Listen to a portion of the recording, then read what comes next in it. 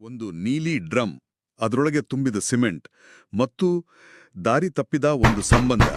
ಈ ಮೂರು ವಿಷಯಗಳು ಮೀರತ್ನಲ್ಲಿ ನಡೆದ ಒಂದು ಭಯಾನಕ ಕಥೆಯ ಕೇಂದ್ರ ಬಿಂದುಗಳು. ಇದು ಕೇವಲ ಒಂದು ಕ್ರೈಮ್ ರಿಪೋರ್ಟ್ ಅಲ್ಲ, ಬದಲಾಗಿ ಇಡೀ ಪ್ರದೇಶವನ್ನೇ ಬೆಚ್ಚಿಬೀಳಿಸಿದ ನಂಬಿಕೆ, ದ್ರೋಹ ಮತ್ತು ಕ್ರೂರ್ಯದ ಒಂದು ಕಥೆ. ಇಂದು ನಾವು ಮೀರತ್ನ ಮುಸ್ಕಾನ್, ನೀಲಿ ಡ್ರಮ್ ಹತ್ಯಾಕಾಂಡದ ಬಗ್ಗೆ ಆಳವಾಗಿ ಚರ್ಚಿಸಲಿದ್ದೇವೆ.